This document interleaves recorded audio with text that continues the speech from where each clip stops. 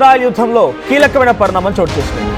South పార్స్ gas field పైన ఎప్పుడైతే Israel దాడి చేసిందో, ఇరాన్లో ఉన్నటువంటి గ్యాస్ ఫీల్డ్ పూర్తిగా కుప్పకూలిపోయిందో, చాలా తీవ్రమైన నష్టం వాటిల్లిందో, 90% ఇరాన్ దేశంలో సప్లై అయ్యేటువంటి ఈ గ్యాస్ ఫీల్డ్ కుప్పకూలిపోయిందో, ఆ తర్వాత ప్రతీకార చర్యలో భాగంగా ఇరాన్ ఖతార్ దోహాలో ఉన్నటువంటి రస్ లఫాన్ అనేటువంటి ఆ గ్యాస్ ఫీల్డ్ పైన దాడి చేసింది.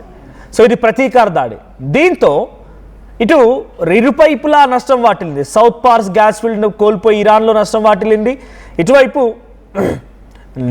దోహాలో కూడా రస్ లఫాన్ అనేటువంటి ఆ గ్యాస్ ఫీల్డ్ కుప్పకూలిపోయి గల్ఫ్ కంట్రీస్లో కూడా తీవ్రమైన నష్టం వాటిల్లింది. దాని ద్వారా 20% ప్రపంచ దేశాల్లోకెల్లా గ్యాస్ సప్లై వాళ్ళు చేస్తూ ఉన్నారు. ఇప్పుడు ఈ విషయం పైన ట్రంప్ కొంత ఆగ్రహానికి గురయ్యారంట. నెతన్యాహు పైన ట్రంప్ వార్నింగ్ ఇచ్చారంట. ట్రంప్ వార్నింగ్తో ఇజ్రాయెల్ వెనక్కి తగ్గినట్టు తెలుస్తోంది. ఇరాన్ గ్యాస్ ఫీల్డ్పై దాడులు ఆపేస్తామని ప్రకటించిందట ఈ ఇజ్రాయెల్.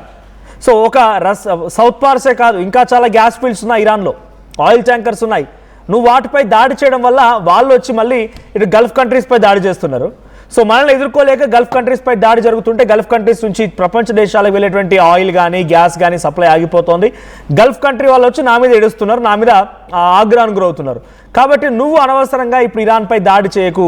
ఆడ గ్యాస్ కంపెనీస్ కానీ అటువంటి ఇంకేదో ఇన్ఫ్రాస్ట్రక్చర్ బిల్డింగ్స్పై అటాక్ చేయకు. మన టార్గెట్ అలా ముస్తబా ఖమేనీ మాత్రమే.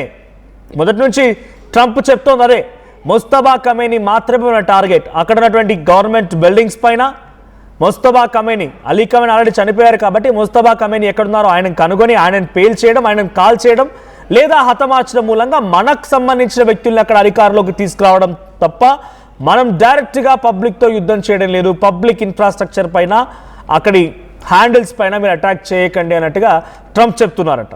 సో అంతా అయ్యాక, జరగాల్సిన నష్టం జరిగిన తర్వాత, కోల్పోవాల్సిందంతా కోల్పోయిన తర్వాత ఇప్పుడు ట్రంప్ ఈ మాత్రమే వెనక్కి తగ్గడం గల కారణం ఏంటి? ఇప్పుడు నెతన్యాహుకైన వార్నింగ్ ఇవ్వడం గల కారణం ఏంటి అని అంటే, ట్రంప్ వెనుకున్నాడనేటువంటి ధైర్యంతోనే ఇక్కడ గల్ఫ్ కంట్రీస్ అన్నీ కూడా కొంత బిహేవ్ చేస్తున్నాయి. వెనుకున్నాడని ధైర్యం అనేం కాదు, బట్ కొంత మ్యూచువల్ రిలేషన్షిప్లో ఉన్నారు.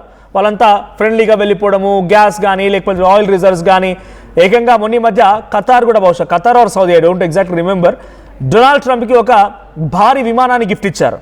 మరి ఆ స్థాయిలో రిలేషన్షిప్లో వెళ్తున్న వారు సడన్గా అమెరికా ఇజ్రాయెల్ కారణంగానే ఇరాన్ మాపై దాడి చేస్తున్నప్పుడు వాళ్ళు డెఫినెట్గా రిటిలియేషన్ చేస్తారు కదా, తిడతారు కదా, బెదిరిస్తారు కదా, అవమానిస్తారు కదా. సో ఇప్పుడు ఇవన్నీ కూడా ట్రంప్ ఎదురవుతున్నాయి. గల్ఫ్ కంట్రీస్ మొత్తం ఇప్పుడు ట్రంప్కి వార్నింగ్ ఇస్తున్నాయి. నువ్వు చేయడం మూలంగా అనవసరంగా మేము నష్టపోతున్నాం, మా బిల్డింగ్స్ కుప్పకూలిపోతున్నాయి, మా గ్యాస్ ఫీల్డ్స్ కుప్పకూలిపోతున్నాయి, మా ఆయిల్ ట్యాంకర్స్ కుప్పకూలిపోతున్నాయి, చాలా పెద్ద మొత్తంలో నష్టం వాటిల్లుతుంది మాకు నువ్వు చేయడం కారణంగానే, కేవలం బికాజ్ ఆఫ్ యూ, నువ్వు చేసేటువంటి పని వల్లే మేమంతా ఇంత స్థాయి నష్టపోతున్నామని చెప్పి గల్ఫ్ కంట్రీస్ అని కూడా ట్రంప్ని ఒక్కసారిగా ఏకిపరేసరికల్లా ట్రంప్కి ఏం చేయాలో అర్థం కాలేదు. అందుకే ఇజ్రాయెల్కి చెప్తున్నాడు, సరే నేను జాడి చేయను, ఇక డైరెక్ట్గా ఇరాన్ పైన డైరెక్ట్గా వెళ్ళి అక్కడ ఇన్ఫ్రాస్ట్రక్చర్ని దెబ్బతీయను, అక్కడ గ్యాస్ ఫీల్డ్స్ని కుప్పగూల్చను, అక్కడ ఉన్నటువంటి ఆయిల్ ట్యాంకర్స్ నేను పేల్చను.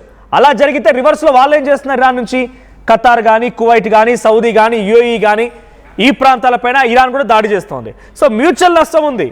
సో మ్యూచువల్గా నష్టపోతున్నారు. అటువైపు గల్ఫ్ కంట్రీస్ ట్రంప్ను బెదిరిస్తున్నాయి, నువ్వు చేయడం మూలంగానే మేము అంతా ఇలా అయిపోతున్నాం అని చెప్పి. గల్ఫ్ కంట్రీస్ డెఫినెట్గా ట్రంప్ కావాలి. అక్కడ ఉన్న ఫైనాన్షియల్ ఆస్పెక్ట్స్ కానీ, అక్కడ ఉన్నటువంటి అద్భుతమైన రిజర్వ్స్ కానీ, ఇవన్నిటితో ఆ మ్యూచువల్ సహకారం కావాలి ట్రంప్కి. సో కాబట్టి ఏం చేస్తున్నాడు ఇజ్రాయెల్, నువ్వు వాళ్ళ మీద దాడి చేయకు, నువ్వు ఇరాన్ పైన గ్యాస్ ఫీల్డ్స్ పైన పేల్చేస్తూ ఉంటే వాడు వచ్చి మళ్ళీ ఖతార్లో పేల్చేసిండు, నువ్వు వెళ్ళి ట్యాంకర్లో పేలుస్తుంటే వాడు వచ్చి మళ్ళీ దుబాయ్లో ఇంటర్నేషనల్ ఎయిర్పోర్ట్ని ధ్వంసం చేస్తున్నాడు, అటువైపు ఇంకో దగ్గర బగ్దాద్ ఎయిర్పోర్ట్లో ఇరాక్లో. సో ఇవన్నీ జరుగుతున్నాయి కాబట్టి నువ్వు కాస్త సైలెంట్ అయిపోమని చెప్పి నెతన్యాహుకి వార్నింగ్ ఇచ్చారంట. సో రీసెంట్ టైమ్స్లో యుద్ధం పరిణామాలు జరుగుతున్న తరంలో ట్రంప్ మాట్లాడుకొచ్చారు. ఆయన ఏం మాట్లాడారో చూద్దాం. Coordinated, but yeah, I did. I told him don't do that, and he won't do that. We didn't discuss. You know, we do. We're independent. We get along great. It's coordinated, but on occasion he'll do something, and if I don't like it, and so we're not doing that anymore. Yeah, I did. Well, I'll say two things. Fact number one, Israel acted alone against the Slawia gas compound. Fact number two, President Trump asked us to hold off on future attacks, and we're holding out. Well, I'll say two things. Fact number one. So అటు Netanyahu కూడా చెప్తున్న మాట ఏంటంటే, ట్రంప్కి అసలు మేము ఇరాన్లో ఉన్నటువంటి south పార్స్ gas ఫీల్డ్పై దాడి చేస్తామన్న విషయం తెలీదు. మేము చెప్పలేదు ఈ విషయాన్ని. ఇరాన్ గ్యాస్ ఫీల్డ్ పైన దాడి విషయము ఆయనకి తెలియదు అన్నట్టుగా నెతన్యాహు కూడా అంటున్నారంట. ఇజ్రాయెల్ ఒంటరిగానే ఈ నిర్ణయం తీసుకుంది అని నెతన్యాహు అంటున్నారు. ఖతార్ కూడా ఈ దాడిలో ఎటువంటి సంబంధం లేదు, ఖతార్ కూడా తెలియదు. సో ఇజ్రాయెల్ దాడులకి ప్రతీకారంగా ఖతార్ ఎల్ఎన్జీ పైన ఇప్పుడు ఇరాన్ దాడి చేసింది, మిసైల్ వర్షం కురిపించింది. ఆ ఎల్ఎన్జీ గ్యాస్ ఫీల్డ్ మొత్తం కూడా పూర్తిగా కుప్పకూలిపోయింది. సో మన భారతదేశం కూడా అదే ఎల్ఎన్జీ ఖతార్ ఉన్నటువంటి రస్లాఫాన్ అనేటువంటి ఆ ప్రాంతం దగ్గర నుంచే, అదే గ్యాస్ ఫీల్డ్ దగ్గర నుంచి మనం 27% ఇంపోర్ట్ చేసుకుంటున్నాం. మన భారతదేశానికి వచ్చేటువంటి 100%లో 27% మనం కేవలం ఆ రస్లాఫాన్ దగ్గర నుంచి తీసుకొస్తున్నాం. అంటే ఏ స్థాయిలో ప్రపంచ దేశాలు యుద్ధం కారణంగా ఇబ్బంది పడుతున్నా అర్థం చేసుకోండి. సో ఇప్పుడే డొనాల్డ్ ట్రంప్ ఏమంటున్నారంటే, నువ్వు చేయడం మూలంగా, అంటే నెతన్యాహు చేయడం మూలంగా నువ్వు అక్కడ అటువైపు నుంచి ఇన్ఫ్రాస్ట్రక్చర్ దెబ్బ కొడుతుంటే వాళ్ళు వచ్చి గల్ఫ్ కంట్రీస్పై అటాక్ చేస్తున్నారు. సో ఈ అటాక్లో భాగంగా మ్యూచువల్గా డిస్టర్బెన్స్ ఉంది, అంతా ఇబ్బంది పడుతున్నాం. సో నువ్వు కొంత అటువంటి విషయం పైన ఇంకోసారి దాడి చేయకు, అటువంటి ఫ్యాక్టరీస్పై దాడి చేయకు అనే విషయాన్ని డొనాల్డ్ ట్రంప్ హెచ్చరించడంతో నెతన్యాహు కూడా యాక్సెప్ట్ చేశారు. ఇకపై గ్యాస్ ఫ్యాక్టరీలు కోల్పోవాల్సినంతా కోల్పోయి, నష్టం జరగాల్సినంత జరిగిపోయి, అంతా చేతులు కాలిపోయిన తర్వాత ఇప్పుడు ఆకులు పట్టుకున్నట్టుగా డొనాల్డ్ ట్రంప్ వచ్చి వద్దని చెప్పి వారిస్తున్నాడంట. సో గ్యాస్ ఫీల్డ్స్పై ఇకపై దాడి చేయమని నెతన్యాహు కూడా అంగీకరించారు. So the most important thing ఏంటంటే ఇక్కడ ఈ 2 గ్యాస్ ఫీల్డ్స్ చాలా ఇంపార్టెంట్. ఇరాన్ దేశానికి 90% సప్లై అయ్యేటువంటి సౌత్ పార్స్ గ్యాస్ ఫీల్డ్ కుప్పకూలిపోయింది. ఇటు ఖతార్ దోహా రస్లాఫాన్ అనేటువంటి ప్రాంతం నుంచి ప్రపంచ దేశాల్లోకి 20% సప్లై అయ్యేటువంటి ఆ ఎల్ఎన్జీ గ్యాస్ ఫీల్డ్ కూడా పూర్తిగా కుప్పకూలిపోయింది. ఇప్పుడే అసలు ట్విస్ట్ నెలకొంది ఏంటంటే, డొనాల్డ్ ట్రంప్ మ్యూచువల్గా డిస్టర్బెన్స్ ఉంది కాబట్టి మనం దాడి ఆపేయాలి అని చెప్పాలంటున్నాడు. కానీ జరగాల్సిన నష్టం జరిగిపోయింది. భారతదేశం కేవలం ఒక భారతదేశం మాత్రమే 27%గా ఖతార్ నుంచి తీసుకొస్తుంది. సో ఖతార్ ఎక్స్పోర్ట్ చేసే 100%లో 27% ఇండియాకే వస్తుంది. సో అటువైపు నుంచి చైనాకు వెళ్తుంది, జపాన్కి వెళ్తుంది, నార్త్ కొరియాకి వెళ్తుంది, రష్యాకు వెళ్తుంది. ఈ దేశాలు కూడా అక్కడ నుంచి సప్లై చేస్తూ ఉన్నాయి, అక్కడ నుంచి తీసుకుంటూ ఉన్నాయి. సో ప్రస్తుతం ఆ రస్లాఫాన్ అనేది పేలిపోవడంతో దోహా గల్ఫ్ కంట్రీస్ మొత్తం కూడా తీవ్ర ఆందోళన వ్యక్తం చేస్తున్నాయి.